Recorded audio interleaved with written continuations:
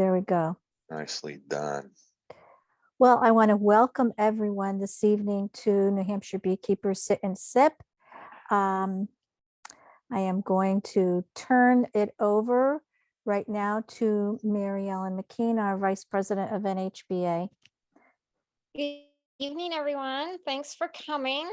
As you know, this is more of an informal venue that we want to have a very comfortable chat about what's happening in our area. So Dave has really, he has offered his time on a Friday evening to come and answer all our questions that we might have about the outbreak that took place in Massachusetts of American foul brood. And it was extensive from what we understand. And Dave has asked Kim Skrym to come. He is the state apiarist for Massachusetts, right, Dave? Correct. He's a chief apiarist in Massachusetts. Yep. And been in charge. Yeah. And he has kindly volunteered his time, so we're waiting for him to arrive. And then we're also going to talk about the vaccine for American foul brood that is going to become available relatively soon, I believe. So that's good too. Dave, let's have a little Q&A about you. How long have you been beekeeping? I think maybe 21 years. This is a 21st year. Been a master beekeeper, ES certified master beekeeper 2011, and I've been apiary inspector. This is 5th year in that role. And so Dorinda and I, Dorinda, wave. Yeah, Dorinda's on, so she can join in too or chime in. So your apiary team in New Hampshire would be Dave as apiary inspector. Dorinda's a consultant to apiary. And then you have 3 entomologists that are back at headquarters. Pierre Siegert, who is the state entomologist. I report to Pierre and the Commissioner of Agriculture. And then we have Chris Rallis, who would fill in for me if I was unable to get to the field or take other calls. So he's my backup. He's the survey coordinator for the entire state of New Hampshire, surveying insects and such. And then Morgan Doobie is also an entomologist who works with Pierre when doing greenhouse inspections and such. So that's. So Dave, when people come to you, right, when they need an inspection, or they contact you if they have questions about questionable things in your hive, correct? Yeah, if you want to talk to New Hampshire Apiary, you call headquarters. And then you'll talk to either Pierre, probably Pierre. You send an email, that's the best way. Send an email to Pierre Siegert, and you can find all this on your New Hampshire Ag website. And so then Pierre would contact me and dispatch me to interact with beekeepers. So there's a protocol, and that's how we manage everyone staying in the know. And if they just have general questions, can they email you directly and then you can answer them, or? Yes, of course, I'll always take questions. Okay. And so there's the informal time with Dave. We'll always take questions. Don't hesitate. Okay. If I want to get paid for it, then we ask Pierre to dispatch me to the job, right? Or if I need to come to the field or do more. So yeah, please don't hesitate to contact New Hampshire Apiary. So you can contact myself or Dorinda, and with any questions. And of course I do that frequently. So I see Paul Tessier's on. Welcome, Paul. I'm glad you're here. Paul is an apiary inspector in Massachusetts, and I'm wondering, Paul, do we expect Kim to join on this evening too? I can't speak for Kim. I don't know. Okay, so Yeah, he said he was going to join, so we can give him a little time. And I think, we certainly could ask Paul some questions about the AFB in Mass and he could answer. So anything else on New Hampshire apiary that folks would like to know, or any questions Oh, about Doreen what I has a do or why I question. do it? I'm So Mary- raising my hand. Oh, go ahead, Doreen. I'm raising my hand. Of course, David is available to you, but the additional reason to contact Piera is that we need to make sure that our New Hampshire beekeeper voices are heard at the state level. So every time you contact her to contact Dave, it's just another contact point for our state to know that beekeepers are utilizing the resources that have been provided. If they don't think that we are needing them, they don't know to provide them. So we really appreciate it that people use the website and contact Dave through Piera. Of That's course, great. even if you just have a question, and it really makes you as beekeepers look good, like you're doing what you're supposed to do with your resources. So avail yourselves of that. Yeah, I think thank you, that's a Doreen. really good point, because the Commissioner Jasper's always said that we are the biggest meetings that he's ever attended in ag. So I think we need to keep that up. Our reputation stands on. Yeah, I agree. So, Dave, I have one question, because I'm populating the new website, and we have frequently asked questions.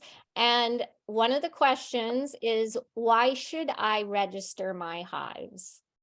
Yeah, that's a good question. Registration in New Hampshire is voluntary.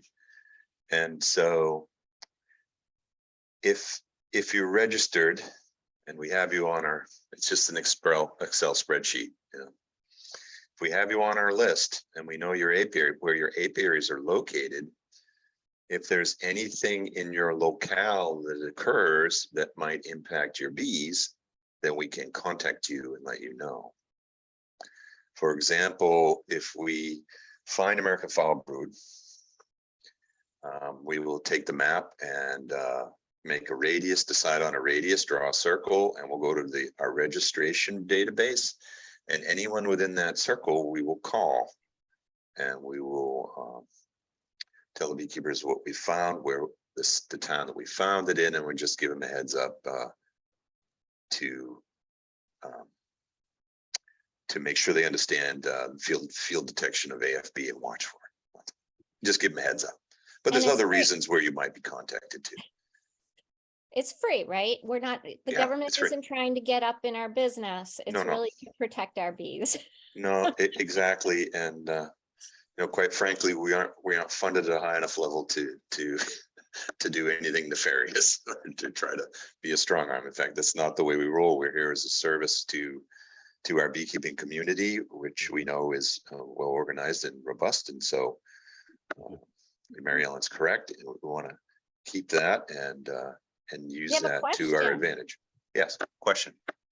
Yeah, Dave, Gerard from Pemmy Baker. Right. How long, or do they update registration? Now, I registered my hives quite a few years ago, a couple different apiaries, and I don't know how can we find if their list is to date? Am I still on the list? Do they cancel you out, or? Yeah, good No. question. So Second Gerard's question. one, and if you time out of the registration, no, once you're registered, you're always registered. All right. And so if you were to add apiary locations, You send that. then you should let us know, right? The whole idea is to have a contact reference, right?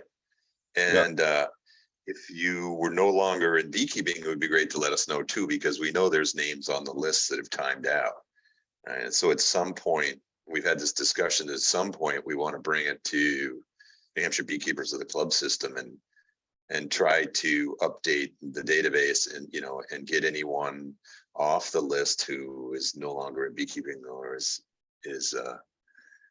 no longer with us. And also on that, when you said that if they happen to discover a outbreak of American foul brood, you do a radius and contact people in there. Is there any contacting if these people happen to have sold nukes or hives, complete colonies? Is there a record on where they went? Because Jay, I happen to get a couple of nukes from this area that's in question. Now, if you did a radius 6 miles out that 15 miles wide and 40 miles long, I would not be affected by that, yet I would have bought a couple of infected nukes or whatever if this happened. I don't know if they were sold or not. Yeah, another excellent question, as always, from Gerard. Yeah, so really the term we use is trace back, Gerard, or trace forward, right? So we always want to know the origins of the combs, right? Right. And because that's our traceability on the, if the bees themselves move the disease, then how we know. But if the beekeeper moved them by the comb, then we have some attempt to trace. So beekeepers, need to know where their combs have come from, and we will do trace back. Where'd you get the nuke, or where'd you get the combs? And wherever we can, we'll do trace back and trace forward. So, for example, years ago when we had the AFB, we did trace forward because the beekeeper had actually given some used combs to one of his friends. All right, so anywhere the combs went, we went to those apiaries and inspected. So, excellent question, and that will come into more play when we get into my simple slideshow. But Dorinda points out that Kim Skrym is on. Welcome, Kim.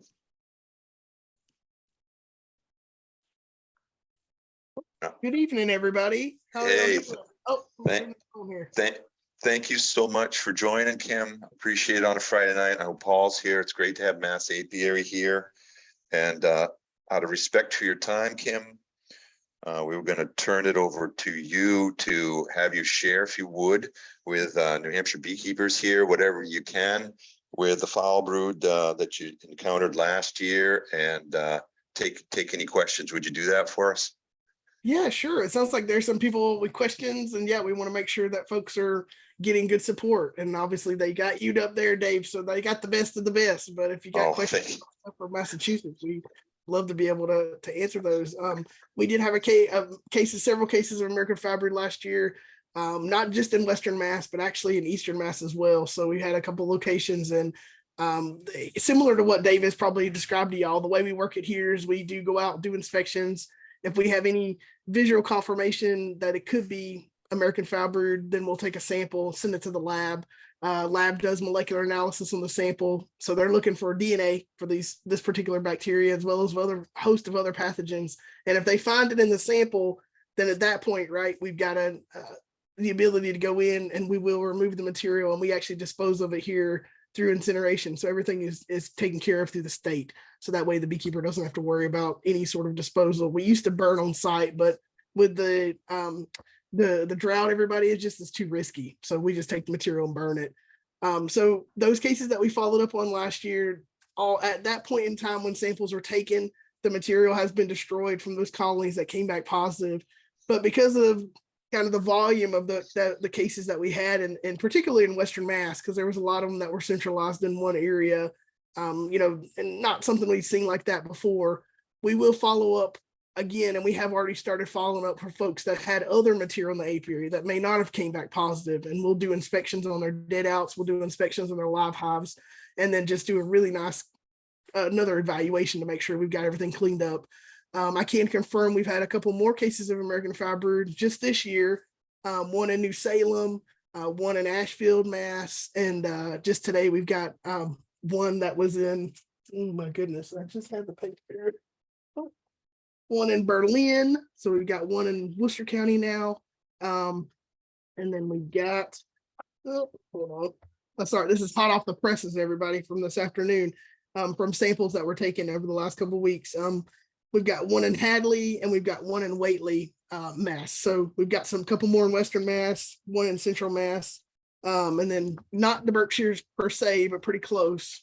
So if you're in any of those towns, or you're getting bees from people from those areas, or if you're sharing beekeeping equipment or hanging out in people's apiaries or doing anything in any of those towns, be aware that it is there. We do send out letters to individuals if they are within a 5 to 6 mile radius, as the crow flies, as the bee flies, so to speak, on a map. So we've got a mapping ability here. So we for folks that are in our registry, which is voluntary in Massachusetts, so it's kind of a bummer. We've got a little over 1,000 beekeepers in there. So we go into that system, and then we also go into the system where we have inspections. So material for information for people we've inspected over the years. So we'll pull information from both of those locations. And if you're near any of these addresses, again, within that radius, even if you're not in those towns, but if they're on the town line, or if you're within that 5 to 6 mile radius, you will get a letter from us. And the letter is pretty specific. So we started doing letters last year. It was something new for us. And we started that because, quite frankly, we just don't have the staff and the resources to get out to everyone. And I'll give you an example. So far, if you count what we've sent out last year in letters and what we've sent out for the 2 cases before the 2 today that were confirmed to be positive. So we've sent out right around 100 letters, and those are just folks that we know of, right? That's not the people that we don't know of. So for us to be able to visit and inspect 100 beekeepers' hives, we just don't have the staff, everybody. So what we did in the letters is we employed the beekeepers that we sent them to please, please, please look in your hives.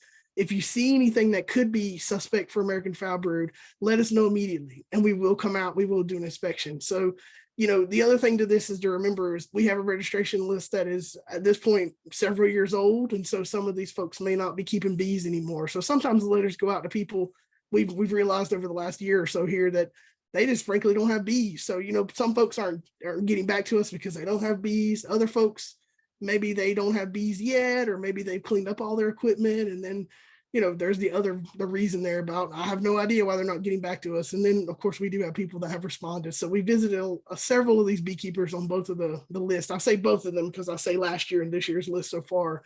But this is a very serious situation. The fact that you're here is the best first step, because if you've got anything like this or suspect you have anything like this, apiary inspectors need to be your first point of contact, not because we want to get on to you, but because we want to make sure that this gets taken care of, because we're all sharing the same beekeeping communities here. And even if you are just over the line in New Hampshire, or even if you are a Massachusetts beekeeper or somewhere else that's nearby, ultimately, right, your bees are probably going to commingle. So we want to make sure that this stuff's taken care of, and we do take it seriously.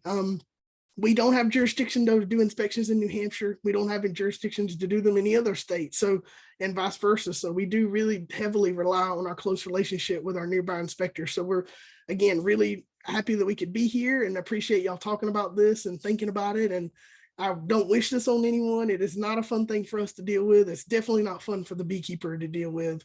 And it's a lot involved in this process. So, yeah, but if you want to know locations, I mean, we can't give you the addresses for these, but we can, because they are still ongoing investigations with our department. But we can definitely give you town names. And if you want to send us your address, or if you're buying bees from someone, if you want to send me their address, we can, if you send it to bees@mass.gov, I'll put it in the chat box unless Paul's already on top of it. And we'll make sure you have that email. If you send it to us, we'll very quickly, probably will be Paul or Jess that responds to you, because they got their finger on the pulse of this map. So they got it running hot. They'll put your address in and see if you're within the radius. But if you did get a letter, or if someone got a letter, they are within that zone. So that means they're in the hot zone. They're in the danger zone. And that means that they need to be extra vigilant about their equipment, even if it's a dead out, if it's been exposed. They also need to be really, really vigilant about looking for this through the season. So not just today, not next week, but the whole rest of the season, because this could present itself, or you could be getting it from someone, right, that has it.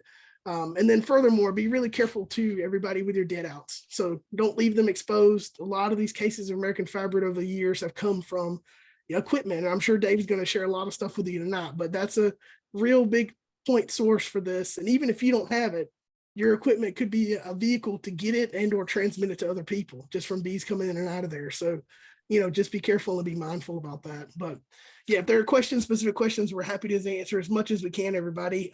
We do want to make sure we get this cleaned up. And I do also want to remind people that this is not some new thing, right? American foul brood is probably our oldest foe in the world of beekeeping. And I have to also give it props, because it's the reason that we have a job. Any of us, it was created, apiary inspector positions were created in response to this pathogen. So, it's as old as we are in this profession and doing this work. So, we appreciate it, but also we need to be really humble with this, because it is very virulent, and it's a serious thing you don't want to be dealing with. And we definitely would much rather see you under completely different pretenses than American foul brood. So I'll let Paul, if he's got anything else he wants to add, feel free. But yeah, again, thanks so much for having us, and we're happy to answer questions people have. Kim, so someone asked if we could introduce you. So this is a sit and sip. It's it's really laid back and we want to just, Oh, it's just like yeah. a chat. So can you tell us about your background? How long have you been beekeeping? How did you get your job? What is your sure. job? Oh, sure. Yeah. Sorry. I just went in hot. I got to win it right off. Took off from the tarmac. Wow. That's okay. We appreciate it. I don't know if you had your seatbelts on or not, but the service started in the air. Everybody's got a drink now and they're peanuts. So I apologize. Yeah, it's been a busy day here, y'all. And again, we had 2 new cases today. So I've been all over the map here, but We would have sent you a beer if we'd known. Sorry. no. I'm technically on the clock. So Okay. no imbibing just yet, but yeah, so my name is Kim Skrym, everyone. I'm the chief apiary inspector for Massachusetts for the Department of Ag, and I'm really excited because Paul is also here with me. Do we know, Paul, if Jess, you might be here as well, right? Jess, are you here? Jess Glover from our team, maybe. I'm hiding in the back row, boss. Yeah, there you go. Okay, and then we have one other person on my team, Reese, who's also phenomenal. So we've got 4 of us right now. We used to have 5, but we have a really dynamic team. And the reason I introduced the rest of these folks is because I'm mostly just the talking head and the computer person, and I don't get in the field as much as I used to be able to, just because our program is so big. So this is not a one-person show here. We very much have a team in Massachusetts, and we're very vigilant, and we've been handling these AFB cases as a team. So I also share that with you as well. We all go out to these locations and do all the sampling and inspections and, unfortunately, the destruction as a group. So together we have bonded in very unique ways. Let me put it that way. When you haul off as much stuff as we've been hauling off over the last couple of years here, you get kind of cozy with folks and learning things about them because anyway, so it's interesting. We definitely have been kind of learning a lot of things about how we work as a team and how to deal with this pathogen. But I've been with MDAR since August of 2015. Before then, I was a research scientist at UMass. So yeah, I definitely have background as a researcher, and I think it's been really helpful in this job because researchers, as y'all are aware, are very detail oriented, very much focused on data collection, data driven, and our department here in Massachusetts also views our work in that way. So everything we do is very data driven, which is why we work on lab confirmation here before we do any sort of destruction or take any action for something like American foul brood.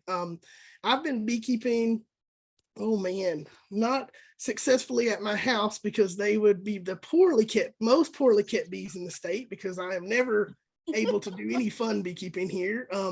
But I've been doing it since 2014, so not long, but just long enough to know I know nothing and I know everything and I know nothing, right?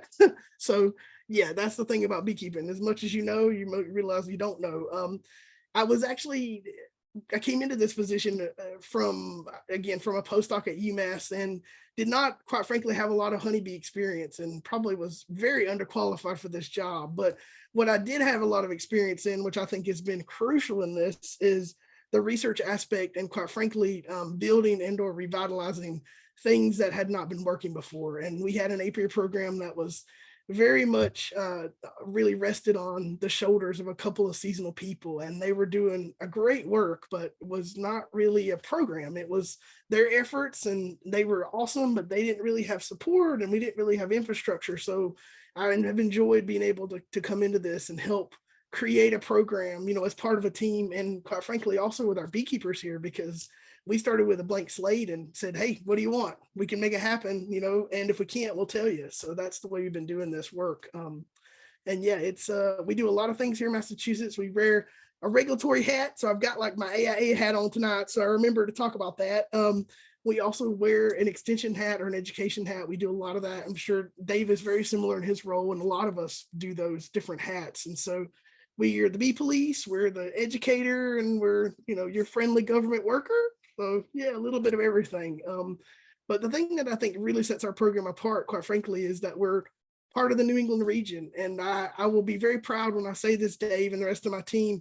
We have some of the best apiary inspectors, I would argue, in the world in our region. We have a great group of people here, not just in Massachusetts, but we very much collaborate, we talk, we share, we learn. And that's really unique. It's not that way in other parts of the country. So I think with that being said, we definitely help each other, and it's a community effort here. So similar to you as beekeepers in the club relying on each other, we also rely on each other. So and we need that because we obviously share bees and beekeepers. We're very close in proximity here geographically with each other. So, but yeah, so tonight I've got Jess Glover, who's with us, and she does Western Mass with me. So she's been very much in the trenches with this. Paul Tessier is our full-time inspector. So Jess is one of our amazing seasonal people who's phenomenal. You would never know Jess wasn't full-time with us year-round because it feels like she is. But Paul is a full-time person, and that was a unique hire here. We've not had that position ever. We'd only had one chief, and quite frankly, they were always half plant person and a half bee person. So it's changed quite a bit since my predecessor was here. And then we have also Reese Willette, who does the eastern side of the state. So between all of us, we have had our hands in these AFB hives and have seen and smelled. I'll share this with you all because why not? It's Friday, but I'll even eat some samples at times because, we use all of our 5 senses when we're out there. I mean, you can't really hear AFB, but you can definitely see and touch and taste, and I definitely will taste, and it's not good. So, but it's definitely a learning experience when we're doing this. And last year, it made us very strong as a team because we quickly had to create a mobile lab unit. And we had to create a quarantine unit and a unit where people weren't taking that stuff home, because we do need to go home in our vehicles. So we were very proud of what we were able to do last year. And it's also was a lot. It took us weeks and weeks to get through all the hives, through all these apiaries, wait for the lab samples, decommission everything, quarantine before and after, just a lot of laundry, a lot of kind of mental preparation and going through steps and make sure you don't put your clothes and hands and wherever on the way home, so it's because a lot of us have bees at home, so we don't want to bring it home any more than we want to bring it to your apiary. And AFB doesn't say, oh, you're done with work, I'm not going to get in your car with you. So it's quite an interesting job, but we're going to get through this. And if nothing else, I do want to make it very clear, we run an eradication program in Massachusetts like many other states. So we're not managing for this disease. It's not worth it, quite frankly, and it's too much of a risk. So if we find AFB, if it comes back from the lab with a number on the samples, a quantity in the sample, then it will be destroyed here. So, and we don't have any sort of reimbursement for this. I will share with you in our laws, we're in chapter 128, section 32 through 36B is our laws, if you'd like to look it up in Mass General Laws. And then we have 330 CMR 8.00 are our supporting associated regulations that were just updated last year. It says we can reimburse a beekeeper up to $2 if we have to destroy a hive. So I've only had someone ask me for it twice now. And quite frankly, it's kind of a silly process to be able to process $2. It took a lot more time and money, but we did have to legally process that. So I've only given out 2 reimbursements, and I will tell you, which I know it's kind of silly, but I do keep a $2 bill in my state truck because you never know. And you know what? I feel like they're about as rare as AFB used to be. So for us, and probably still is, but all right. That's my saving grace. I'll let you go, Dave. I'll talk your ear off. So if you have questions, let me know. We're happy. We got our team here, and we're really appreciate y'all's time, and thank you for having us. So yeah. I have a Well, question. Oh, go ahead, Jen. Please. Yep. I want to know, when you do your notification and send those letters out, do you also contact the local bee clubs? We don't usually contact the bee clubs. We do try to, at least when we send the letters out, obviously the beekeeping groups are very well organized. And so they inevitably very quickly end up on a bee club listserv. So to be honest, we've kind of saved ourselves a step because we figure most of the clubs are going to grab onto it and send it out immediately. But it's tough with the bee clubs because we're not asking them to give us specific information for their members, and nor do they usually are willing to provide that. So we don't really know who to send that to per se, but we've gotten this question a lot over the years. Like, could we just post it on a club Facebook, or could we just send it out? Right. But it's definitely really good feedback, but we have not done that step, I have to admit. Although I'll bet beekeepers do it. So it works out. We don't do it, but it actually works out where they end up doing it, we appreciate the efforts. So. And I'll add to that, Kim, we do notify people that attend all of our online events and in-person events. You know, we're open with the fact that they exist, but part of the letter process too helps us contact the people that are in really dire need of knowing. And if we announce it publicly to everybody every time it happens, then we get a flood of people that are not in that immediate danger zone. And so it's best for us to contact the people that really need us instead of trying to put out fires everywhere. Good point. Thank you, Jessica. Kim, I don't know if you were planning on staying for the whole presentation. You are? Yeah, I mean, I feel like we crashed your party, New Hampshire. I know, but it's No, such I can't tell you how grateful we are that No. you came. Yeah, well, I feel bad. You know, we want to be here to be supportive. You know, whoop whoop for Dave. We love you, Dave, up there in North. Yeah, thank you. But Love you you know, too. but we also, you know, want to be really mindful and respectful because you know, this was not our party, right? You're not Massachusetts, but we did want to at least come and be able to answer questions because that was really important. And for folks who know me, I'm a pretty set the record straight kind of person. So I'm not a typical government worker. I'm not going to sidestep everything. I'm usually probably going to tell you way more than you ever wanted to know, and be real direct about it. And that's the way we like to work it in our program. And I think a lot of our department as well. So, you know, we just want to be as clear as we can, but also share as much and protect some of these beekeepers, right? Because they're not, nobody, I can tell you, none of these people are they're not sitting with beakers on top of lab benches, cultivating AFB and getting excited about handing it out. All these folks are hugely a victim in this. So, yeah, we've not found one person that we're like, oh, you're the one. This is AFBs everywhere here, you know? So it's, we do want to make sure we sympathize with the process and want to make sure we before Dave gets started, and because this question has to you are the only one that can answer this question, Kim, is what does AFB taste like? Oh my gosh. I don't know, Jess and Paul, have y'all eaten it yet? They think I'm a loony bin. I think when I show up, they're like, oh gosh, Kim's going to talk us to death and what in the world. So yeah. You know, it is, I've tasted a lot of weird things in bees. I'm not going to lie to you. I've eaten everything in the hive from live bees, dead bees. I mean, why not, right? I try to live life to its fullest, and sometimes it stings me in the tongue, literally. But it tastes like exactly what you would think it would taste like. It tastes like it smells, which I think a lot of things don't always taste like that. But I guess it's like eating I don't even know how to compare it. Anyways, I'm not a foodie person in that way. I am from the South, but right, it's not fried, so I can't tell you how delicious it is fried, because that's what I'm a connoisseur of, is fried things.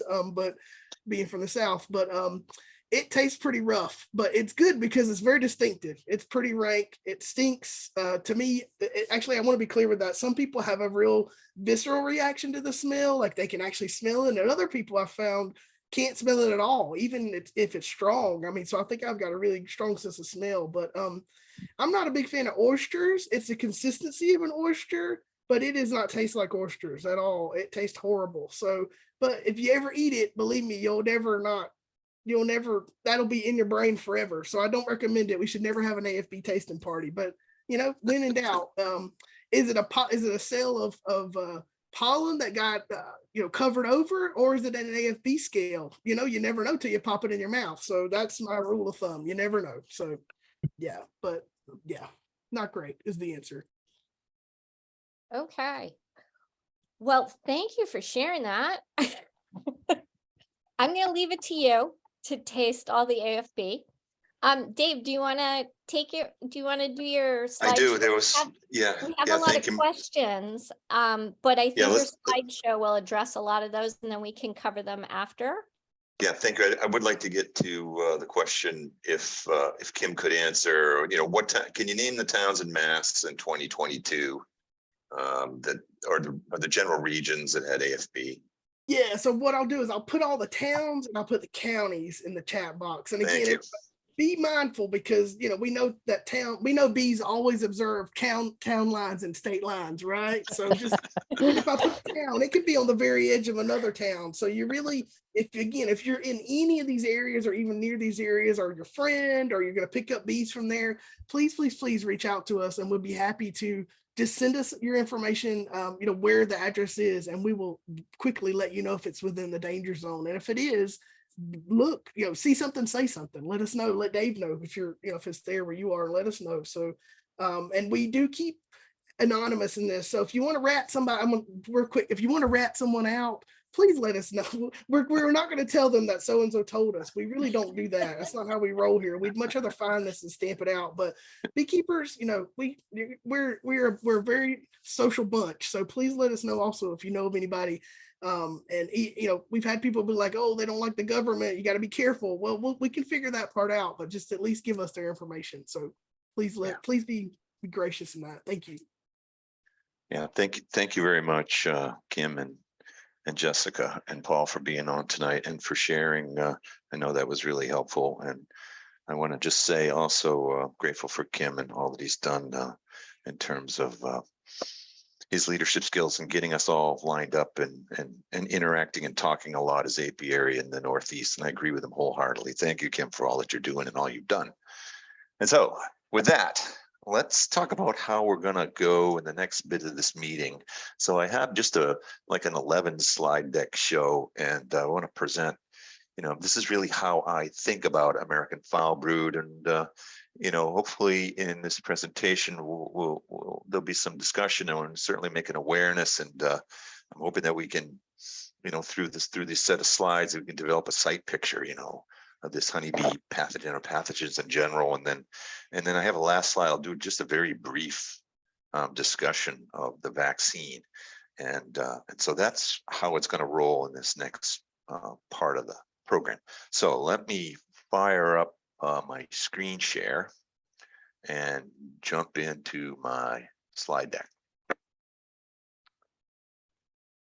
Okay, how are we doing? Everyone got a good look? Mm-hmm. Yes. Okay, so here's how I've ordered it. We're going to do a characterization of this pathogen. You know, what is a pathogen? It's a microorganism that causes the disease. And so we're going to talk about it at a very, you know, high level, and then we're going to drill down on it. Okay, so we'll take some considerations as we characterize this disease. Then we're going to look at detection. How do we detect it? And then we'll look at its life history. You know, what does this pathogen do? And with that knowledge, we can make good decisions of how to stop it from moving around. And, you know, we'll look at very simply at the management. And in New Hampshire, we're aligned with Massachusetts. We don't try to manage it. The management is destruction of the pathogen. So that's how the material is going to come at you. So now, you know, from a very broad picture, you know, we have to think about our bees, and they're in the system, right? But there's lots of things in the system that are putting pressures on our colonies, you know. And here I name a few, and the red one is pathogens, and that's the bubble we're going to go into. But it's good for beekeepers to be mindful that there are lots of pressures on our bees, and combinations of pressures increase the impact on our bee colonies. But for tonight, we're going to just drill into the red. You know, and notice there's other bubbles that aren't named here, because we could say, well, the weather is a pressure. Yeah, there's toxins in the environment that are pressures, and etc. But keep in mind, there's a system of life that's at play. You know, and it's talked about in two terms. There's things that are living, the biotic, and there's things that are not, the abiotic. And so we're going to look at a biotic pressure, a biotic pathogen pressure on our bees. Now, there's other people, if people who were listening to Dr. McCart this weekend, you know, he also used the term stresses, right? But I use the term pressures, same thing. Okay. Always want to mention fundamental principles of bee management. These 5 things are essential to be successful in the keeping of your bees. Young queen of superior stock, well established, good combs, good population of bees, good woodenware, ample protection, you need food in the right locations seasonally, and you need a disease-free condition. And then the beekeeper, and what encompasses all of this, the beekeeper must assist the bees without detriment, right? And so tonight, we're just going to go into the disease-free condition, right? Because we're going to talk about a brood disease. So, characterization. Let's get some text here now. What is American foul brood? Well, it's a spore-forming bacterial pathogen that infects honeybee larvae less than a couple days old.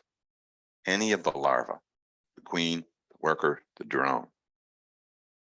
This spore forming pathogen, this bacteria, is what makes it so durable in the system. It's global in scale. AFB is found everywhere, but it's microscopic in level. It's a worldwide microbe. So think about, ask yourself the question, where are the spores? And Durinder and I, we're kind of geeks about it at times, Paul, I'll say, Paul, where are the spores? Kim, where are the spores? Jessica, where are the spores? That's the question as an inspector we're asking ourselves, and as beekeepers, you should be asking yourself also. And in fact, we could extend that to be, well, where are any of the pathogens that could be impacting my bee colonies? Where are they? And how do they move around? So the spores are very durable. I mean, they remain in the system many decades and more. They're extremely persistent. Can tolerate cold and normal heat, and so that what makes them a particularly nasty bacterial pathogen. So, I was sitting having lunch with Dr. Karen one day, and I just turned to him and I said, Dr. Karen, we were discussing AFB. I said, where are the spores? Where are they? And he just looked at me and he said, Dave, they're in the system. And so that really got me to think, and what's caused me to make these pictures. And I'm hoping that it will do the same for you, that it's in the system. Well, what does that mean? The spores are always in the system. Well, where are they? They're either on or they're in combs, wax, honey, bees, equipment, right? On or in. When the pathogen, when the disease infects a larva and the disease progresses, as we'll look in the life history, it will dry up and adhere to the cell. And that's the desiccated state, that's the scale, which sticks very tightly, adheres very tightly to the bottom of the cells at that point in its decomposition. And it's important to know that the desiccated AFB, the scale, from infected broodcomb, it's the primary reservoir of the spores. So think about that. Combs, diseased combs, primary reservoir. AFB, it's going to kill brood. It's a disease of the brood. It's going to kill brood, around 11 days, right around when it's getting capped. And it will eventually kill the colony as the disease progresses within the colony. Detection. So as inspectors, we're all about detection. How do we find it? And how do we know what we have? And so in detection, it's always good to know, well, what's proper? So I have this little box to the right here, what's healthy? If we know what's healthy, then we have some good strong hints at what's not healthy. So healthy uncapped brood is pearly white, glistening, floating in brood food, pearly white. If it's not white, it's not healthy. So as an inspector, when you're going through brood combs, you're looking for white on the open brood. Healthy capped brood is uniform and slightly convex, dry, evenly colored. So those are the things that we look for healthiness. But then if we see something that's not quite right, well, now we go into our detection mode. And in the field, what can we actually use? Well, as Kim mentioned, we use our senses. I've never used my taste. I don't think I'll do that. But of course, we will use our sight, and we will use our smell, right? We're going to look for things that aren't healthy. And I'll show you some pictures of what's not healthy in American foul brood here, just in the next couple slides here. So we're going to use our sight, look at the brood combs, and we're going to smell it. And then we also have some chemistry that we can do in the field If we're suspicious, or if we just want to be extra cautious, we can use the Vita test kits, or we could use the whole smoke test. And in the laboratory, of course, there's a whole array of ways to detect. Now in New Hampshire, AFB is a regulated pest. It must be reported. Why? Why would you want to report American foul brood? Well, Apiary in New Hampshire is going to do our very best to minimize your losses and the losses of the beekeepers within flight distance, as Kim was mentioning. And so it will be beneficial to yourself for your own apiary and for your neighbors, because it's a system, right? We're all in this system together, the ecosystem. And so we have an obligation both to our own apiaries and to our neighboring apiaries. So here's a picture of capped worker brood that's healthy. Notice, uniform, convex, nice even color. Here's a picture of American foul brood, of diseased capped brood on the left. Notice, perforated, sunken, greasy, wet. You can't really see scale on the bottoms of these cells, but if you're going through your frames and you see that, you call me. On the right, we have a picture of the ropey test. Every time you do inspections, you should have toothpicks in your pockets. Toothpicks is the inspector's most valuable tool. And because any brood cell that you're looking at that you suspect is not correct, well, take it out, take a close look at it.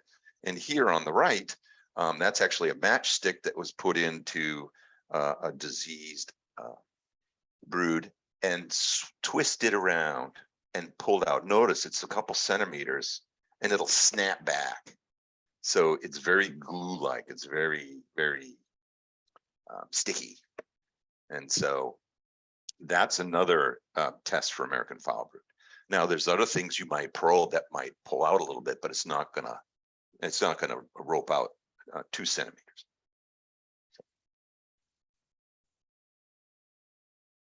All right, the life history.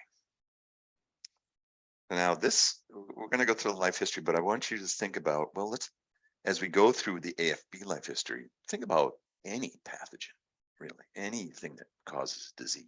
Right? So for American foul brood, what do we got here?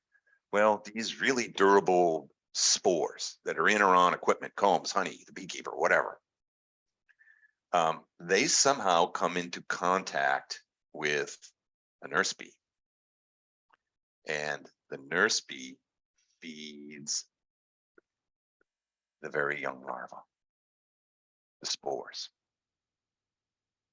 So now the pathogen has entered the host, right? Now there's a susceptibility window in American foul brood. AFB only infects larvae less than about 2.5 days old. Once it's beyond 2.5 days, the larva will not be infected. It does not infect the adults, just larvae, very young larvae, less than 2.5 days old. So the AFB infects the larva, it goes into this vegetative state and it starts to consume the host, forms more spores, and after about 11 days old, just around the capping time, it's days or 2 on either side of being capped. About 11 days old, the larva will succumb to the pressure, right, of the pathogen, of the AFB infection, and it perishes. And then it will decompose and dry to a scale. Now, the very last line in this slide is the key one for the beekeepers, right, in the bold. The spores are moved primarily by worker bees and beekeepers. Think about that. Where are the spores? How do they move around? By the bees and by the beekeeper. How does scale? How does the dried up, diseased AFB combs move around? Exclusively by the beekeeper. What is apiary trying to do?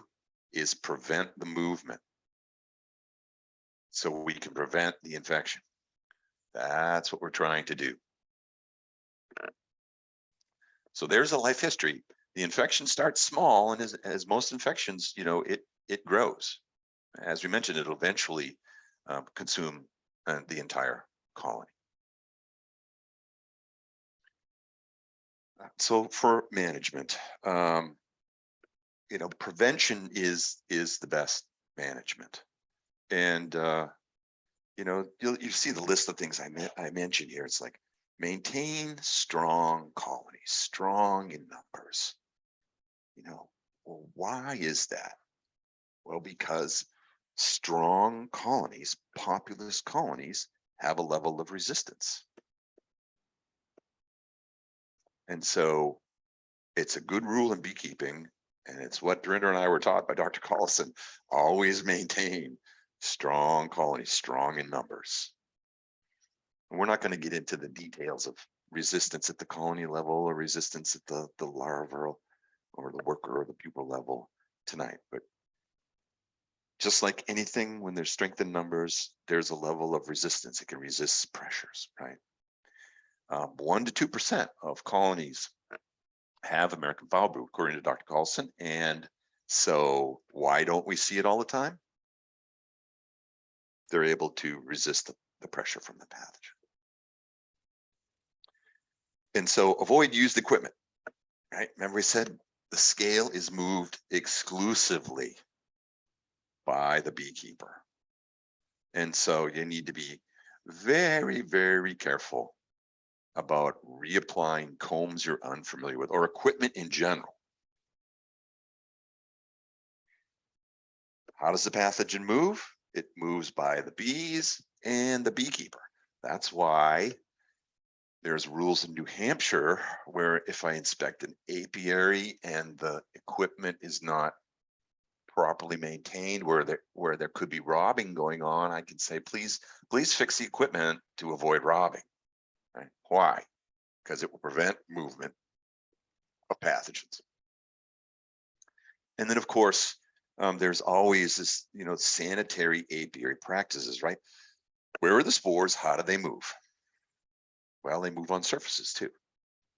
So when you touch with your hive tool, and so in terms of prevention, you want to be aware of these things and how these spores would move, and be sure that you keep your hive tools clean, and be very careful in your apiary with your management about moving combs around, that you're not moving diseases around. Treatment in New Hampshire, we will strongly recommend that colonies be destroyed. Decommissioned is a great word that they use in Massachusetts. Now in New Hampshire, the beekeeper must pay for the expense. So there's another strong reason to prevent. Any cost associated with destruction is going to be passed to the beekeeper. And the destruction is done by rule under my supervision.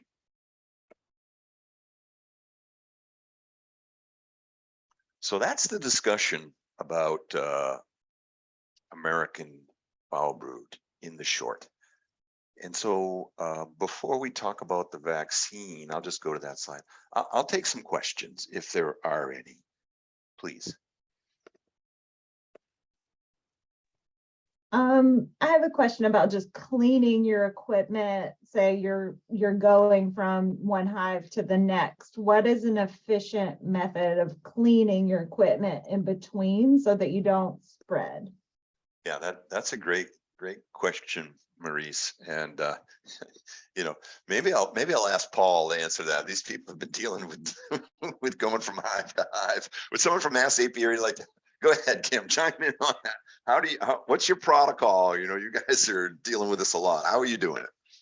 Well, you know, one thing that we have been actually handing out and suggesting is that, you know, over the years, people have used a variety of ways to disinfect their hive tools. And, we recently did a meeting where we asked the people in the room, how many of them raise your hand if you've ever disinfected your hive tools. And it was a meager, I think, Dave, you may have been in that room, and Dorinda. So we were shocked with how few people raised their hands. So we realized we got to get back to the basics. But what we suggest is to use germicidal bleach. So it could be any brand, but please make sure that you are disinfecting your hive tools. If you are putting it in a flame, if some people have a torch, they light their smoker with, or they stick it in the smoker while it's lit, that's all great. But we shy away from encouraging people to use fire in the apiary, especially in that way. But the bleach works really well, and it should be in place of any alcohol you were using. I think traditionally a lot of us were using alcohol to disinfect our material. And as we started getting into some of these cases where we would go through and inspect multiple apiaries a day that were suspect to be to have American foul brood, but given the nature of this work last year, we quickly realized that we needed to be using bleach, because that's really the only thing that's going to kill the spores and kill this particular pathogen. So germicidal bleach, if you purchase that, and there's a variety of brands out there, but look for that word germicidal, because that usually means that, and it may say bleach solution or bleach cleaner, it usually means that it's been diluted, because it's not just about using that. I hope nobody just goes out and buys bleach and uses that, because it does need to be diluted. The water in this is important, because it needs to, if you've ever worked in a lab or worked in any sort of containment facility, they tend to use a 10% bleach solution to disinfect. And that's what germicidal bleach is. The company says, oh, we'll do that dilution ratio for people, and it works much better than you having to figure out the volume and the weight and all that stuff to do it yourself. But look on the package and make sure it does say that it's like a 1 to 10 or 10% dilution. If you're not buying Clorox or some brand like that, then those are the ones that we have been able to get here with our state vendors. But if you're using something else, germicidal typically is a key. You want to use some sort of wire brush or something to wash off wax and propolis and anything that's on there. And then whatever you're using to disinfect with, I mean, this is if you have a record foul brood, right? If you're using that stuff, you want to get rid of whatever you used. Of course, don't use it again. But if you don't have American foul brood, or you don't think you do, disinfecting with bleach in between the hives, making sure that you're using the tool that's clean, and also making sure that you're cleaning your jacket. That's another thing. I know there's a lot of misconceptions about people using bleach to wash their jackets. It's frankly untrue. Bees are not going to attack you anymore. If that was the case, none of us would be alive, because we use so much bleach in our jackets. We wash them all the time. It's not a problem. So please do, if you're not washing your bee jacket, please do wash it. And if it looks black, if it's no longer able to be cleaned, some version of white, then you probably need to get a new one. We definitely go through a season where we'll go through a couple jackets. And we have special material now that we just use for these American foul brood cases that's only used for that. And then once we're done with whatever case it is, if it's one that we have to repeat visit or something like that, then we will put that material in the incineration whenever we drop off the last load. We don't even try to wash that anymore. But yeah, that's really important, is to use germicidal bleach. Thank you, Kim. Other questions? Let's see. If I bought a nuke from Hadley, should I not pick up my bees? Well, I can tell you that we have not found it in any nuke shipments. So none of the cases last year came out of nukes. Paul and Jess, I think I'm trying to go through them all in my mind. I can see the apiary, so I'm going through a photo book of them. There were no infected nukes last year. We have had infected nukes in the past, but none of those locations. Again, we can't give out specific names or exact addresses. So if you have a concern, email us and we can let you know if you should be worried about it. I can tell you that we do look at all the nuke shipments. So if you're getting a nuke, I have one here, I think. Do I have one? Yes. So if you're getting a nuke from us, I don't know if you can see these, but you should see this yellow sticker. I'm going to put it on my chest so you can see it with this camera. This yellow sticker should be on the nuke box. And if this has the yellow sticker, your nuke, when it was inspected, we did not find American foul brood. We don't sticker material that is American foul brood. It's destroyed.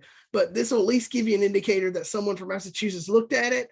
And if they looked at it, it's a good chance that it was in good health. So, and when I say that, I mean, if sometimes we give inspections, we'll put stickers on these, but if they have a queen problem or something like that, we'll write on the package, and the suppliers typically they'll amend that in some way, or, clean it up or requeen or whatever. But inspection stickers means that we've looked at it, and we try to look at every nuke that comes in the state. Some of these suppliers are huge, and we don't have the manpower, but most shipments we can look at. If it's a couple hundred, we'll definitely get through them all. So if you see these stickers on there, that means we've taken a look at it, which should make you feel a little bit better. But yeah, nothing in nukes of last year. We've only looked at one nuke shipment this year, and it so far hasn't had anything, but we're so early, y'all. But yeah, so if you're picking up something from Hadley, we have tried to be really diligent this year about making sure locations that were infected last year, those yards are not used, you know, if they're near that, to not use to hand out nukes again. So, you know, it depends on where you're picking up from, how close it is to the location, but we have tried to be really diligent that if there was anything near there that people are using to pick up from, you know, any of these yards from last year or this year, that packages are easier because most of the time they're inside of a building or something. So that's easier, but nukes are much easier to be, packages are less risk, but nukes are much more risk of getting bees robbing them out or whatever, especially if they come up with a health issue. But definitely want to look for these inspection stickers, everybody. Okay, great. Is a milk test sufficient to rule out AFB?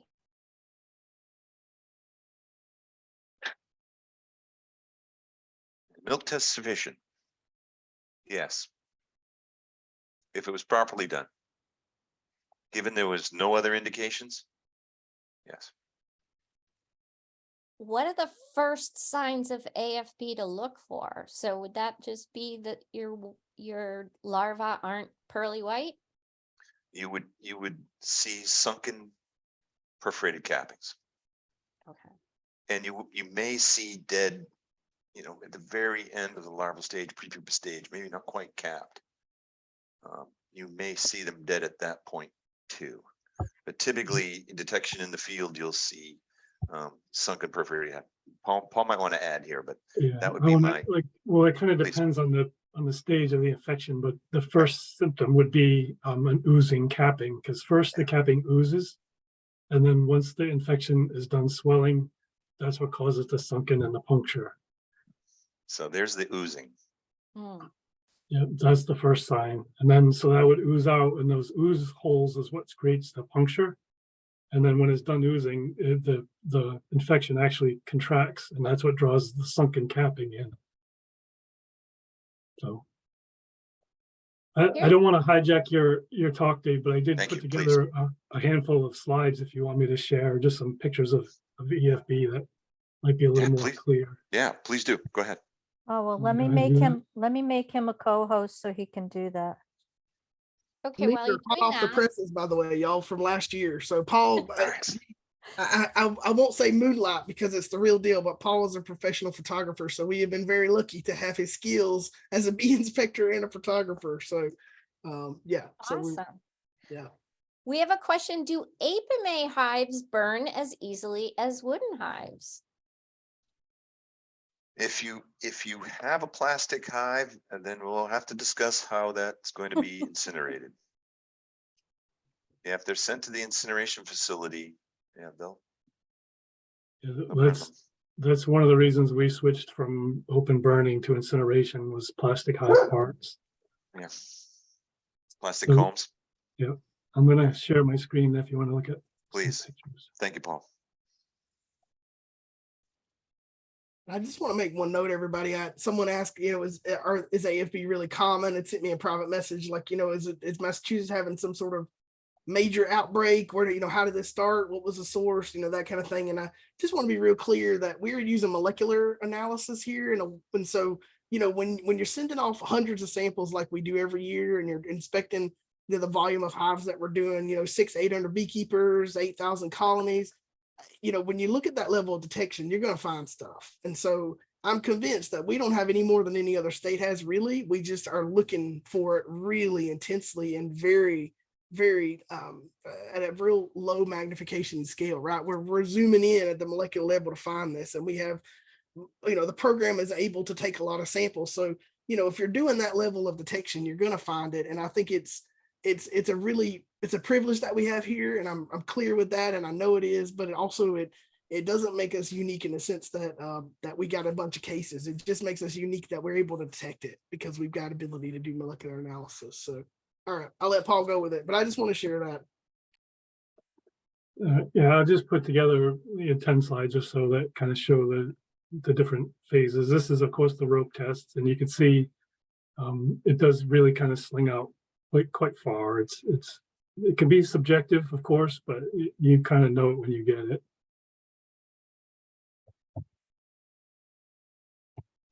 It's not allowing me to change my picture. Do you have all the slides in a PowerPoint, No. or are they in a pictures folder? I just threw them in a PowerPoint real quick. Yeah, then it Let's see should why- there it is. advance. So this is looking, the top of the frame would be towards your belly. So this is looking top down, and you can see most people think of American fall brood as a disease in older frames and older comb, but this is relatively newly pulled comb, and you can see the infection. All the dark spots are scale. Yeah, that's amazing. If a beekeeper misses an infection this bad, yeah. But this is the one that would smell, and some of us may taste. But yeah, you can see it's a misconception that it's an old comb and old hives.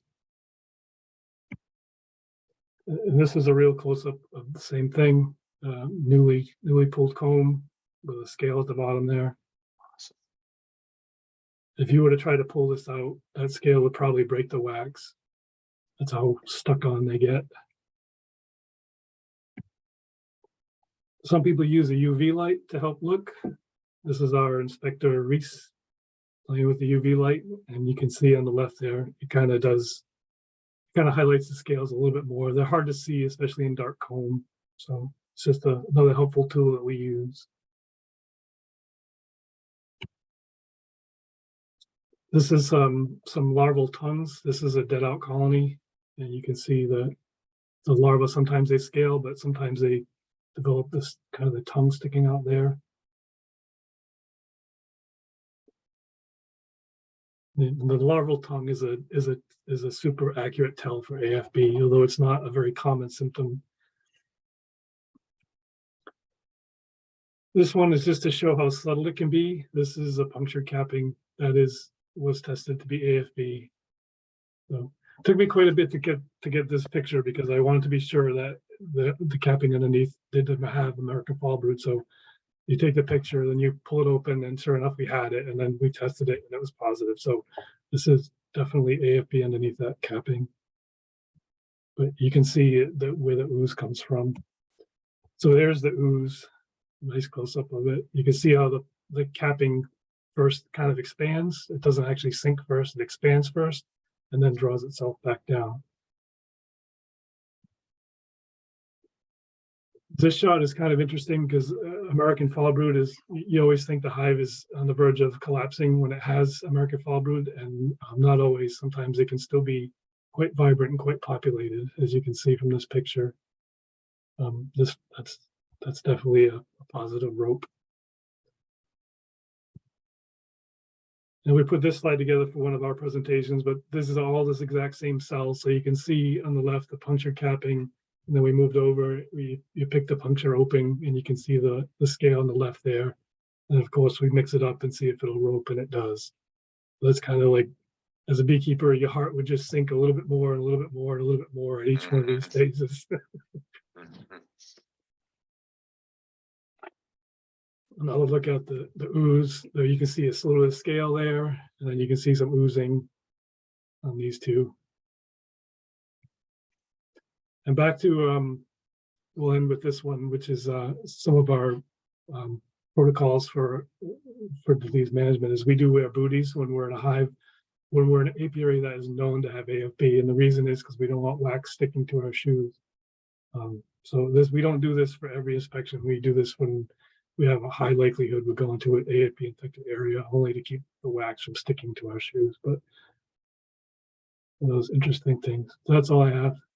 I just wanted to share those real quick. Hopefully that was helpful. Oh, great pictures, Paul. Thank you. You're a great photographer. Thanks for sharing. Awesome. No worries. So we have another question. Rumor is, always be careful of rumors. Rumor is that the AFB came from migratory beekeepers returning from California. Is that true? Wow. almost like having reality TV, you know, Wow. you never know what people are going to come up with, but I can tell you that, you know, we don't know the source of this American foul brood, but no one that was infected last year was a migratory beekeeper, and definitely not from California. So I can dispel that rumor. And Paul is in charge of our cranberry pollination hives. We get about 9,000, a little over 9,000, maybe Paul a little less, but right around there for cranberry pollination every year. And we have yet to see American foul brood in those hives. So yeah, it's we do see European foul brood in those hives, but we have yet to have a positive American foul brood sample. But yeah, it's you know, it's always so much easier, right, to look at something like commercial beekeeping where they have such a volume, and we've seen all these documentaries and these programs that people have followed them around the country, and you know, you see them, the workers hauling these bees off these trucks, and you're just like, man, there's no way these animals are cared for in that way. But the biggest thing that I don't think they always do a great job in some of these is that this is a business, and it's a business in a way that these people's livelihoods, their families, their everything depends on it. And when you have a business to that scale, you know, I'll give you an example. We have one beekeeper, actually, we just did an inspection of nukes, and there was a sample that was a little questionable from some of the nukes, and we were waiting on results. And you know, before we could even get the sample out of the colony and in packaging, the nuke was already on the burn pile. You know, these folks don't play around with this stuff. They can't afford to. They will literally lose their shirt because it's their business. So it's just a very different way of going about it. It wasn't negative, by the way, but you know, that's how they view this, is there is zero tolerance for this. And most of them, at least the ones we work with in our state, they're not treating for this prophylactically. It's just not worth it for them, because eventually that will come back around, and they can't. The risk of that, the Russian roulette of when the bullet's going to be in the chamber is not worth it. They can't do it. So it's I don't want to speak for every commercial beekeeper, but at least for ours. And again, Paul may have a very different perspective on this because he does more of the cranberry pollination than I ever do out there, and so he sees a lot more different types of hives. But yeah, we definitely did not have any from California. So yeah, no migratory folks. Yeah, in my opinion, the migratory beekeepers are A, they're on it, and B, they're just afraid of it as everyone else. And you know, they handle it very quickly before it can spread through their operation. And that's kind of one of the things that we need to get across tonight too, is that the reason you have to be so vigilant is because you have to find it early. If you find it early, you can get rid of the one colony and you can keep your operation going. Yes. But if you neglect it and it goes for years and years and you spread it throughout your outfit, then you run the risk of losing everything. So yeah, it's early detection is key. Yeah. So we have a question. I think it's from Bruce. I'm not sure. Bruce Jones, are you a relatively new beekeeper? Yes. Hi. You are, okay. So Bruce's question is, my hives that died before winter and left dark honey, is that AFB?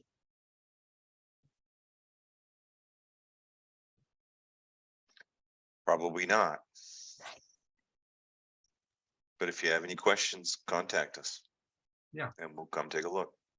Great. And then for the New Hampshire folks, what's the email we should be writing? I'm sorry, Bruce. Who do we address in New Hampshire? How do we address our emails? Okay, if you want to consult with Dave, contact Pierre Siegert. And you can go to New Hampshire Ag Department, or just, you know, Google for New Hampshire apiary, and you'll find the links. And then Pierre will dispatch me. Thank you. You're welcome. Thank you. And we haven't had any in New Hampshire since 2020, you said, Dave? 2020. Yeah, Okay. 2020 was the last case. All right.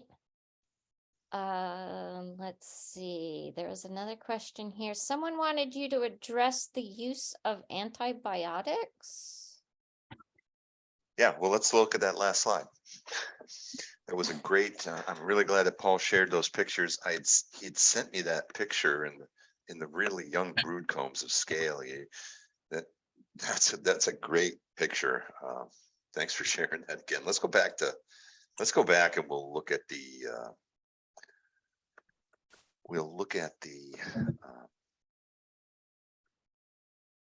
vaccine. So can you folks see my screen? Yes. Yes. Oh, you can. So you see this. Okay, good. All right, let's go down to the picture. Oh, Here. Kim, thank you for putting Pierre's email up there for us. Okay. So there's a company called Dallin, and they've developed the first vaccine for an insect. And so basically how the vaccine works is there's this solution, it's a Bactrin, where there's, you know, part of the AFB is destroyed and it's put into a solution called a Bactrin. And then that is put into queen candy. Now the attendants of the queen uptake the Bactrin and then through their glandular secretions feed it to the queen. And this Bactrin, you know, this is transmitted through the queen into the eggs. And when the egg it closes, when it hatches, the very, very young larva is predisposed to have resistance to the AFB bacteria. So it's called transgenerational immune system priming. The immune system of the very, very young larva is primed through exposure to parts of the AFB bacteria. And that's about that's about as deep as I can go with it. You know, maybe Kim or Paul could add a little more, but that's the depth of my understanding. I know that it's going to be available soon, like April 10th or something. I think they said from Down Labs, and but of course it has to be approved by our state vet, and I think Jan up in the North Country has been working with our state vet to get approval. So. Well, and it sounds like you'd have to requeen, right? You requeen your hive? Yeah, and the queen would have to be inoculated. Yeah. So some things that are important to mention here. Right? The vaccine for AFB isn't going to change anything that apiary is doing, that New Hampshire apiary is doing, any of the apiary inspectors. We still are going to be on the watch and do our very best to stop the movement of American foulbrood. Will this help? Well, time will tell. It looks very promising, not only for American foulbrood bacteria, it also looks promising for European foulbrood and for other pathogens, for some fungi. But of course, our biggest pressure in the system on our bees is the varroa virus complex. There's no vaccine for viruses yet, or for varroa. So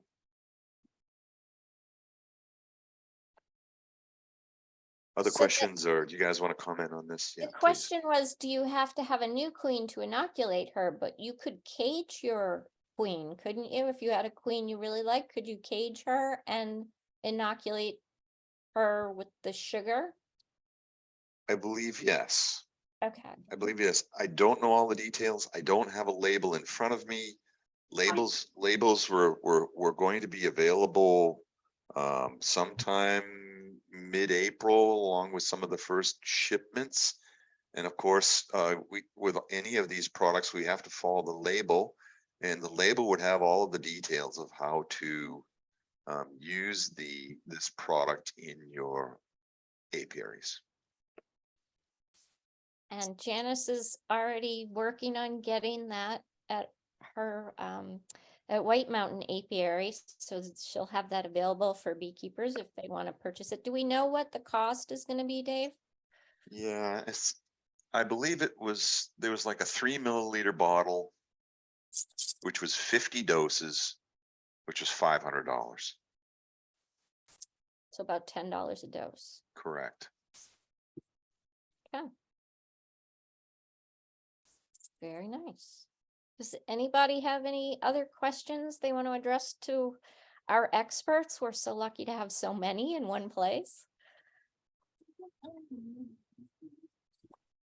There was a question in the chat about the bleach solution. This might be good for Kim or Paul or Jessica. Are you folks making up your own 10% solution, or are you purchasing it for your sanitation of your equipment and your tools? We were doing our own dilution to start, because we actually had bleach that we used to wash our suits and stuff with, but it quickly became apparent that was not a good. It was inefficient use of our time, so we found the germicidal bleach. And we have to thank COVID, because that was never available. We have all the years of working in labs, we always had to make our solution, but COVID now is marketed all sorts of products, so that was one of them, and it's readily available, so you can get it.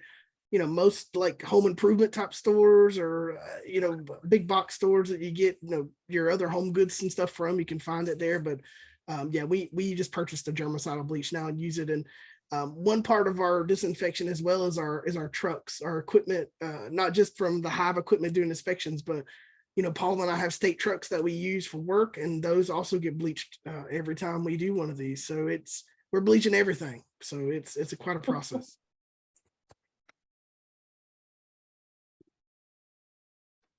Other questions? If bees do not have antibodies, how do they mount AFB resistance from the vaccine? Yeah, that's a good question. And now we're getting to the edge of my understanding of resistance in the individual organism. But of course, with resistance, there has to be detection, and then there has to be some response. And so that's about as far as I can go. I believe that there's some enzymes that go into action, but I can tell you where to look on the study that I have done. Do I have, yeah, right here, a closer look, Basic Honeybee Biology by Dr. Collison. In that text, he calls it Basic Honeybee Biology, but I think you'd all find it pretty challenging. In that text, he talks about the immune system, and it would give you a better understanding at the individual level how the immune system works. Right, because you have colony level resistance, right? And that's why it's good to maintain strong, healthy colonies. But then you have resistance at the individual level. And again, this is a new vaccine, so we're not sure how well it works in the general population. Yeah, it's brand new, and so of course you can't field test these things. You can really only laboratory test them. So it'll be, but it's very promising, and so we'll see what happens in the marketplace. Here's a really good question. Can the inspectors smell AFB as they approach the hives? Is it that strong, or is it subtle? Paul, Kim, you want to take that on? You've had your nose in more AFB recently than I know. I feel like you I had your remember tongue on weird things about myself. I probably should have kept to myself. But here we are. So you'll never not remember that even. Happy Friday night, everybody. There's a gift. Who wants to be an APR inspector now, right? Yeah, exactly. Yeah. Yeah. To answer the question, it really just depends. I mean, if the infection is really bad, usually you have to open at least the outer cover to get a whiff of it. But I think that's just because the hives are generally on the ground. Sometimes you can smell it right away, and then you're just on a mission to find it. And then other times you find it and you don't smell it at all. So I guess it's subtle sometimes, and other times not. And yeah, I mean, I don't know. They're all different. I've never seen one that's exactly the same. So I don't know if that's helpful or not, but if you can smell it, you got it. But just because you can't smell it doesn't mean you don't have it. It's distinct once you smell it. Yeah. Do you feel like you smell it all the time now that you've been so exposed to it? Do you go home and be like, I think I smell it? No, but it's almost like a little bit of PTSD. When you smell it, you get a little bump in your chest, like, uh-oh. This one's gonna be fun. It's pretty distinctive. I think about like smells that we obviously have a smell memory, right, as humans, and I think about smells. I mean, it is one that I don't think you would ever not confuse with something moving forward. I mean, for one, they're probably not all smelling stinky stuff all the time, but it's pretty distinctive. I mean, and granted, be careful with that as an indicator, because if you don't have a good sense of smell, you probably wouldn't know, you know, and not everybody's the same there. But yeah, it's not one that you'll ever really forget. I can put that in that way. Yeah, so. How many hives did you have to destroy last year? Well, it's tough because it's a hard question to answer, not because we don't have the answer, but because it depends on how you define a hive. We did destroy a lot of equipment that was not technically a hive, like if it was in a super or it was in or loose without a hive. So it's hard to put a number on like how many hives. I can tell you that yeah, we kind of would have to parse out like by box, the kind of thing, or by frames, because that was another piece to it. Like so the way we work it here is if you stack your equipment up, say for instance, you stacked up 10 honey supers and they all have frames in them and they're 10 frame lake straws and you got them in a stack. And we happen to go through there and Paul finds one of the frames has a suspect cell. He samples it and the lab says, man, that has American foul brood. And we go, oh boy, now we've got a stack of 10 honey supers with frames that we've got to take. No matter if there was nothing in any of these other ones, because they're in proximity to that and it's in the same stack, we now have to confiscate the whole stack. So that's why, I mean, granted, you probably wouldn't find it in a honey frame, but just using an example, you know, when it comes to mind, that would be sort of extreme. So in that case, technically that's not a hive, you know, so I don't mean to be getting down in the weeds with this, but I wish it was that easy of an answer. I don't know, Jess, Paul, maybe you got a better way to describe this or provide information. That we were doing it by weight for a bit, because when we would take it to the incinerator, they would weigh the trailer or weigh the vehicle, and we could say, oh, this many pounds and that kind of thing. But then it became harder because we started using different vehicles to take it off with because of the quantity. So, yeah. Yeah, I mean, I can't really add anything to that. It's just, like you said, it was just sometimes there was just equipment. We actually found some frames on the ground. We tested those. They were probably like, so it was everything from honey supers to living hives to some dead out equipment to not necessarily dead, but unpopulated equipment. So it just got to be kind of a lot of different things, you know. And plus, you know, we had one major case. We also had other cases that weren't really Langstroth hives. They were different styles of hives. So those boxes become a little bit different. And so things it gets kind of a lot. It was a lot.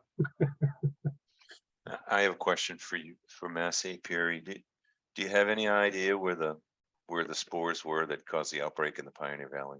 Any idea where the reservoir was that started that infection? No, Any trace back on that? You know, it's so tough, Dave, because they're not just all one beekeeper. I mean, I think if we had like one beekeeper, one case, this would have been so much easier. But we've got, you know, 7, even though there's multiple towns there, you know, we call them cases. For us, if we say the word case, we mean beekeeper. And we try to be, because for us, right, it's not about, and I guess I want to leave y'all with that too. If you leave here tonight with nothing else, it's not about who has American foul brood. It's about if you have American foul brood. So, you know, to us, a case is a beekeeper. And of course they do have names and identities and everything, but we view it as, you know, we're working a case, so we have multiple cases, Dave, in this area. And it's hard because some of them aren't in proximity to each other and they would never overlap. So how did they get it? You know, they're not infecting themselves. And then others, you know, if they are multiple locations owned by the same person or whatever, even then it's hard to kind of figure out if or have they infected other people in the area.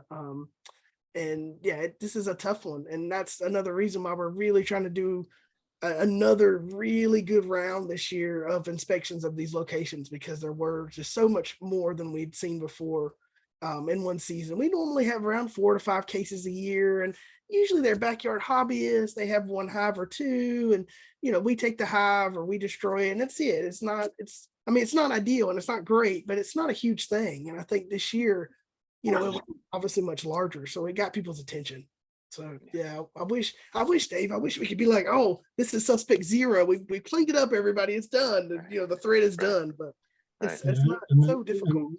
The more we follow up around and find more of these cases, the more confusing it gets, really. I mean, we have more information, so eventually, hopefully it'll all make sense. But right now, it really is just shooting holes in some of the theories that we have. So it's almost like the more we learn, the less we know.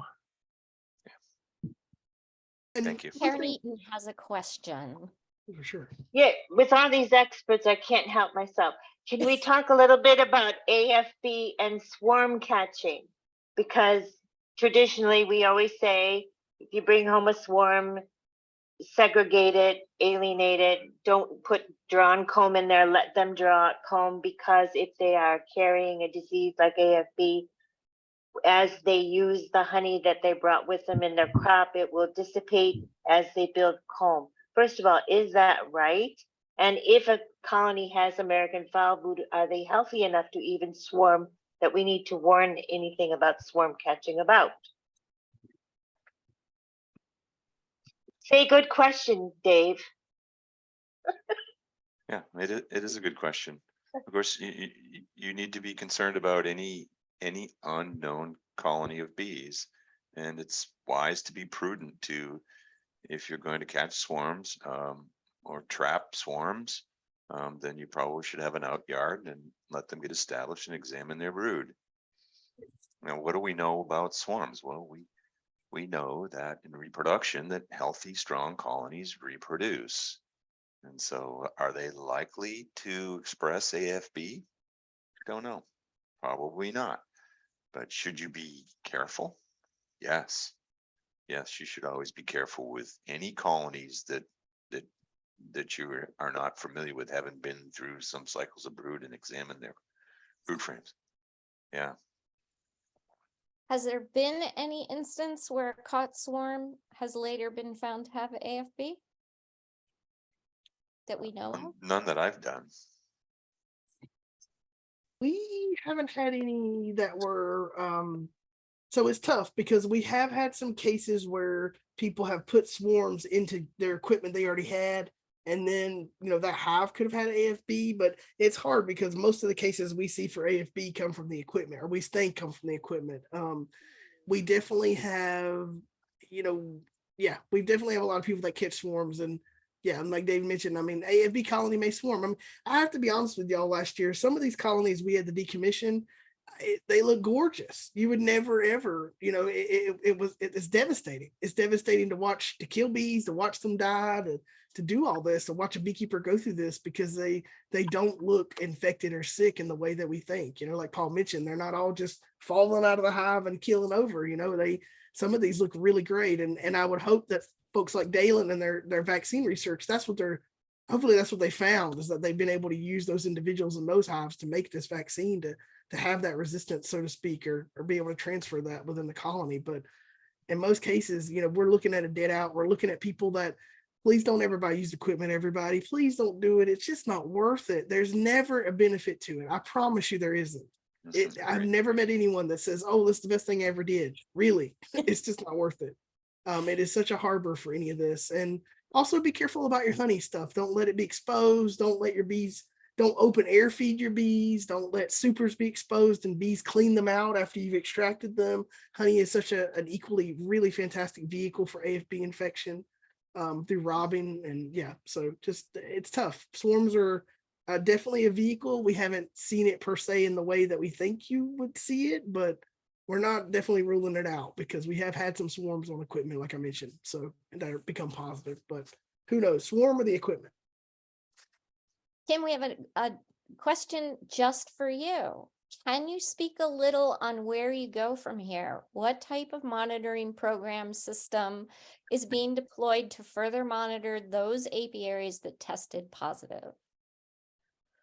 Yeah, so in the past, like I mentioned, we mostly have had hobbyists that have this, and for something like this, if you take, if you have two hives in the backyard and they're both positive, most folks just close up shop or they start over, so we really haven't had to have this massive trace back and trace forward through the seasons like we're going to have to do starting, from last year to this year.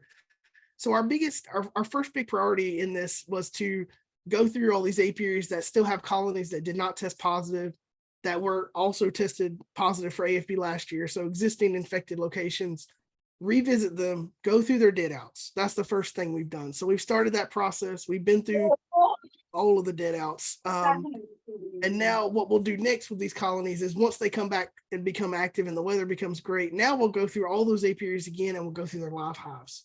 And if we find any material, of course, positive in either one of those, we will again go through our process and decommission. At that point, we really have to kind of think about where we want to go next for these locations, because some of these places, if they still have existing colonies that aren't positive yet, but had colonies that were positive in the same yard, so to speak, then we have a hot spot. We need to monitor that. We need to be aware of it because they could present symptoms, and but at the same token, we can't just inspect these same beekeepers over and over every year, all year. Like, we've got to do other things in the program. So, but we do want to prioritize that. So that's our big goal there from last year's colonies. Our next big goal in this is moving forward to the people that have been around things this year. So up until today, we have two new results that haven't hit the presses yet, for Berlin and for Hadley, and our other Whately. So those locations beekeepers will get another series of letters from us that are near those. And then we'll actually go through, and if there are multiple colonies in these yards, we will again decommission what's positive and then start the process of monitoring what may or may not become positive in the future. And this takes, as you can imagine, a lot of effort. It takes a lot of note taking and record keeping, and quite frankly, mutual respect with the beekeeper. Folks will only let you poke a wound so much, right? And then they're going to say, all right, that's it, I'm done with this. But we do have regulatory authority. And as Dave mentioned, this is a regulated disease. So, we haven't had to kind of bully anything here yet. We've had people that are very cooperative, that are very concerned. But, we want to make sure that we get these wounds, we want to close them. We want to make sure they heal, and we need to make sure we get it out of the system. So we're in a real, last year, what we did is we did this in phases because we had never had anything this large. So, our first phase again was the inspection, going through sampling, getting the results. And then of course our next phase was decommissioning everything. And then we're still in that third phase of this where we're doing a trace back and trace forward. So, it's tough. And if beekeepers are near these areas and they're not local, or if it does come into an area and say we find out about it being near a shipment this year that may come in, say a shipment came in last week and we go back now to on Monday next week and we're like, oh wow, something was near our Whately yard. Man, they had a shipment there. I'm just using an example hypothetically. Now we'd have to also contact all the customers in that shipment and let them know, that they could be concerned with that. So, this thing blows up really quickly. Social media can get a little wild with this. And I think people tend to be more concerned with who has it and less with concerned with, do I have it? And that's where I keep trying to shift people's attention to that, because who has it really is totally irrelevant. It's where it is. Are you near there, and do you have it? And if you do, or you think you do, are you letting us know so we can help you through the process? So, and I shared that again with the most compassion, with the most intent on support. And at the same time, I got to wear my bee police hat here, y'all. I mean, if we can't mobilize and get control of an AFB outbreak, what are we here for? That's our whole job. It's like saying I'm a firefighter and I don't care when houses burn down. This is our house. Or something's on fire. We're going down the pole and we're running out to the trucks.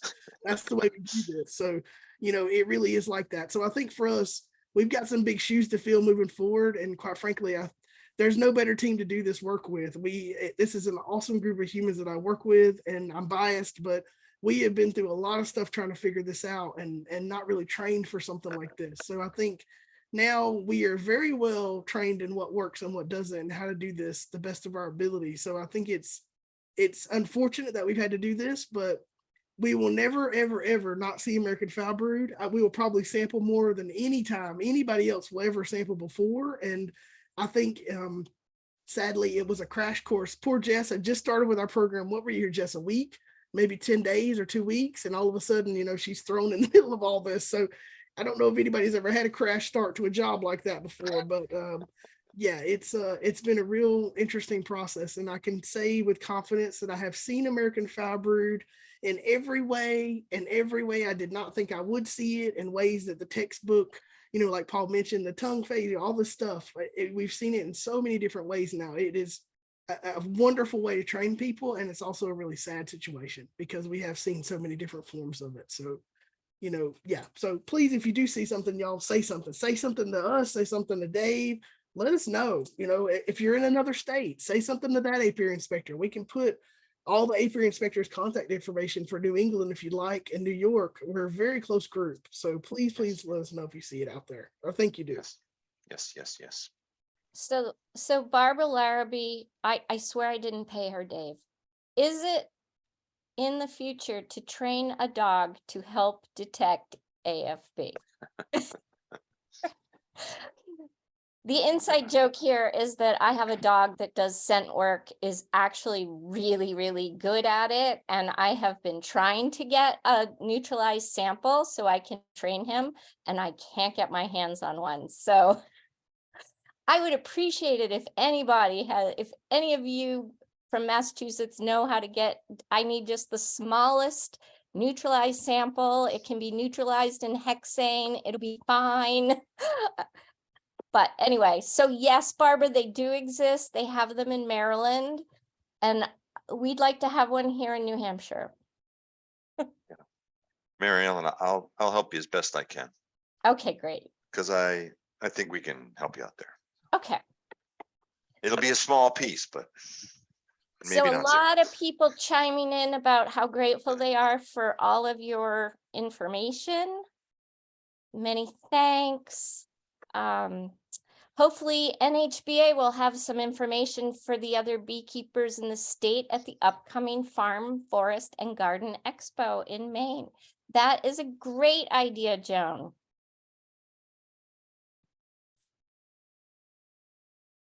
Excellent presentation and discussion. Thank you. Anyone else have any questions? We have, I mean, literally, we have the stars here tonight. I wanted to make sure that a couple of questions got answered tonight. This diagram that we have up here from the protection from queen to larva, I think it's probably the most easily explained about what's actually happening. They call it immune priming, transgenerational immune priming. So imagine that they're taking little bits when they're talking about this denatured AFB. So they're taking the inactivated pathogen and they're feeding it to the queen. It's getting into her system in such a way that it comes in contact with her eggs before they're laid.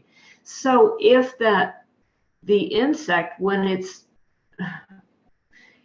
so moving from egg to larva under 2.5 days old, this will be the second time that the larva has seen the pathogen. And that's where immunity takes place, as we all know from if you've been vaccinated with anything in your life from birth on. And so this is how it works. It's very complicated, but that is in a nutshell how this is designed to work. Does that make sense? Yep. And then the question, and if you listen to Dr. Keith Delaplante explaining this in a video that is available, he does a lot of explaining about, well, what happens if the queen gets superseded? Well, there's less and less of that product in subsequent generations, right? And this is an experiment. We don't know how well this is going to work in the real world, but it's something that they're trying for the future. And I want to, I don't know, did this get addressed about what about antibiotics and AFB? Antibiotics suppress the pathogen before it gets to the vegetative state so that it isn't producing spores. And the problem is it's still there. And as Dr. Skrym and all of the inspectors in Massachusetts can affirm, molecularly it would still be, AFB would still be detected. You're just not seeing the expression in the larva being decomposing. And so this is a difficult thing. We used antibiotics prophylactically a long time in this country. And the Canadians said, you're all crazy, because they knew what would eventually happen, right? We have antibiotic resistant AFB, but that isn't even the problem. We've got AFB that could be being suppressed and we don't even know that it's there if these products are being used in ways that they shouldn't be. So I hope that answered the question that we had in here. Were there any other questions that didn't get answered? We still have a few more minutes. Did I hear correctly that open feeding could bring AFB? Well, it gets back to where are the spores and how do they move? If you have B to B contact, they're in or on the B. For So- all of you who are on Dr. McCart's course this past weekend, where do bees contact each other? Yeah, where do they contact each other? Yeah. So, yes, it could happen. That was a good question. I have a acquaintance that I would call a bee haver, not a beekeeper. She just lets wild colonies fill her hives, and she does not take care of them. She does not do anything. Maybe, is there something I could say to her to convince her to go check her hives? Well, if you're really concerned, you can contact me. She is in Mass. Oh, she lives in Mass. Well, she then, may be patient zero. She may be it. well, then I suggest you contact May Saver. There are rules for maintenance. You know, you have to have inspectable, removable combs, and so yeah, if she's never looking in there, then chances are of it being inspectable are probably Yeah, it makes for terse conversations. That's for sure. Do you know it? Does she happen to be in Western Mass or any of these towns or near these towns? She's kind of in west of Framingham. Okay. Okay. I can Yeah. find out the exact area. Tough, you know, even if she, let's just say that by the luck of the bee gods, that she is ends up being a fantastic beekeeper, just being hands off, you know, and she could still be a harbor. Anybody could, you know. When we had a case that we're still working from earlier this year where this person doesn't have AFB, but they're right in the center of a lot of people that do. And so, and they have a lot of equipment that's on their property that's exposed. And so, and they're getting swarms into that equipment. So it's a tough situation because even though they don't have it, you know, we've sampled, we've looked, you know, they have a great receptacle where bees could come and share that or get that from each other. So, you know, we still have to go through now and do this case and deal with it because they are potentially a harboring site for it. So it's tough. And, you know, Dorina, thank you for that about the vaccine, because we're still learning in all this, and it is still, we still have lots of questions. This molecular piece is really important to us, and it has not been answered. We do hopefully have a meeting with a company scientist in the coming weeks and their sales rep again to specifically get an answer to that question, which is, will it show up if we do molecular analysis of these samples? Because as Dave mentioned, if it does, we have to destroy the colony. So I'd really hate to see, you know, the good efforts here go to waste if we have to destroy this, if they haven't sort of thought through this part of their launching the vaccine. But hopefully this is just a moot point, and you know, it'll be out, you know, not an issue. I do want to mention though, this is not a medicine or a solution if you get AFB. Think of COVID, right? If you have COVID and you get the COVID vaccine, you still have COVID. It doesn't cure you of COVID. So this, then very different organisms, but I use that as an example because it's so close to home for us. And, you know, if your bees have AFB and you give them an AFB vaccine, it's not going to make them not have AFB. They're still going to have AFB. So, you know, this is the dead particles or spores of this bacteria that they're feeding in this vaccine. So when you buy this vaccine, under our understanding of it is that you're feeding them dead AFB, you know, in a solution. So it's not like you're getting something that's not AFB charged, so to speak. So, you know, we have a lot of questions in the aviary inspector world about this, just as many as you have. You can think times 10 of what we have, because we have to regulate this. So it'll be really interesting to see how this moves forward. And this company is very innovative, but also kind of ahead of the time here in the science of thinking about this in the regulatory world. And I'm really excited about their other vaccines for EFB. It sounds like they're going to try to do a joint one for EFB, AFB. They're thinking about chalk brood. So I put the link into their website so you can learn a little bit more. They've got some papers on there you can read if you want to get some good reading in. But I'm happy that people are thinking about bees like this. It's a really neat, but there's still a lot of unanswered questions. So I'll leave it in that. But thank you for allowing us to be here, y'all, and being part of this. Thank you.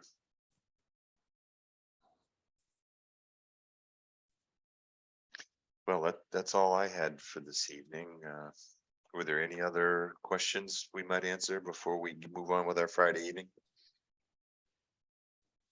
I'd like to thank Mass Apiary folks for being here. Very, very much appreciated. Very much,